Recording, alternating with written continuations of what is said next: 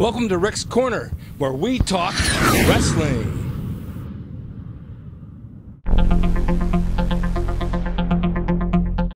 Hi, welcome to Rick's Corner. I'd like to talk today about some old school selling. I've been watching some old matches from years ago with some of the greats from New York and from back in Michigan and Minnesota. And I look at these videos and I look at their matches and I think, what was so different about today as they were back then? Well, it's very obvious. The old school selling got the fans involved. It got them to love the babyface. It got them to hate the heel. And they took their time to do it.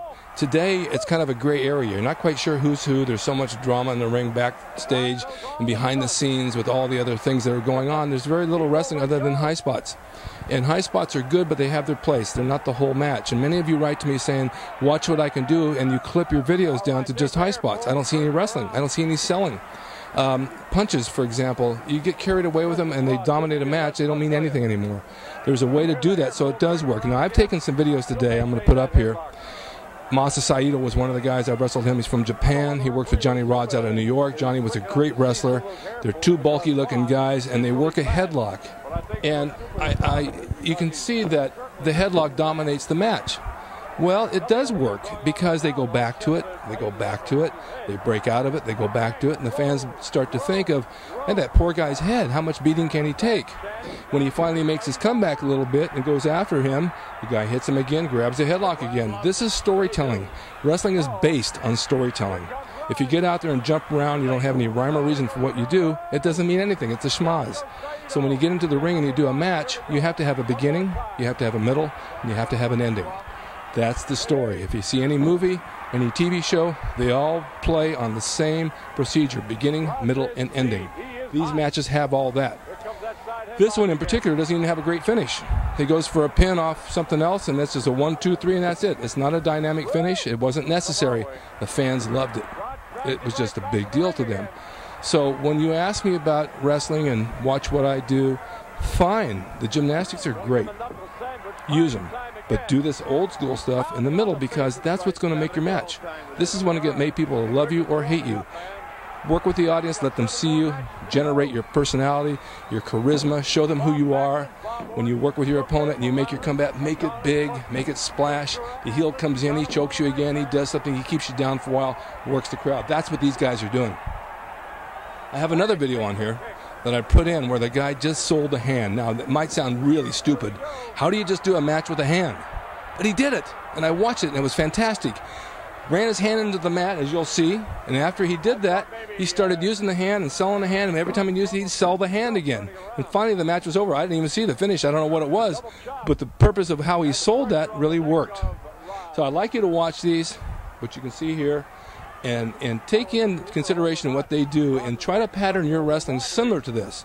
Don't be like everybody else you see, but watch their chemistry, watch their storytelling, watch how they sell, watch how they put the match together. It's important. Punches mean something. Their punches look really good. Punches today are missed so much. I mean, they go around the head, over the head, behind the head, and you can see them. If you really watch close, you can see them being missed. Way too many kicks and punches, way too many spots off the ropes that mean nothing. They don't sell. They come back real quick. These guys knew how to do it. I tell a lot of my students, this is what you're learning here. You're learning old school technique, and they're learning promos as well on the mic because that's very important. It's a huge part of your training. Many schools today don't teach you this aspect of it. You got to know how to talk. You got to know how to generate yourself and show people who you are. Well, that's my thing today in Rick's Corner, old school selling.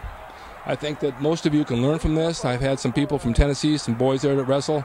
I've been dealing with them. I had them on my Rick's Corner a few months ago, or a few weeks ago actually. They started listening to what I was doing. They're getting better matches because they are doing it. And I think it's important that they follow what I say. And I think it's important for you if this is what you really want. I had a call today from somebody who wants to come train with me. He and his brother. First he called me, then his brother.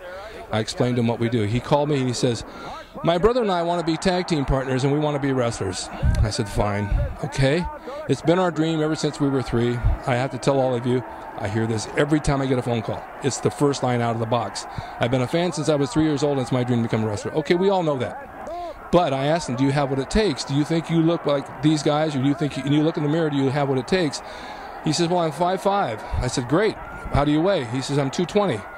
I said, you are obviously overweight. You're obese. You need to drop that weight and get in some sort of hard shape because this is hard work. And I think he understood to a degree.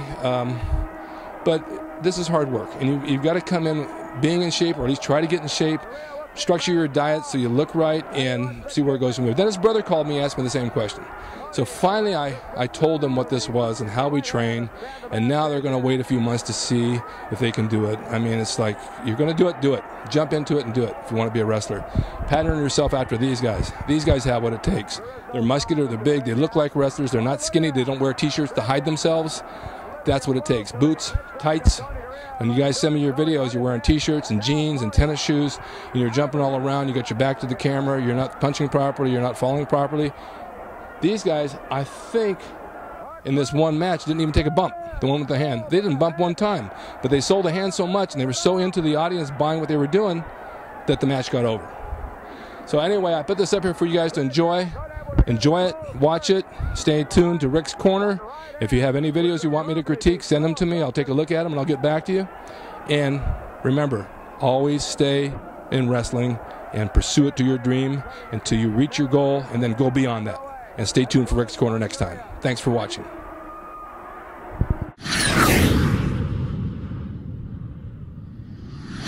Stay tuned next time for more Rick's Corner, where we'll talk wrestling.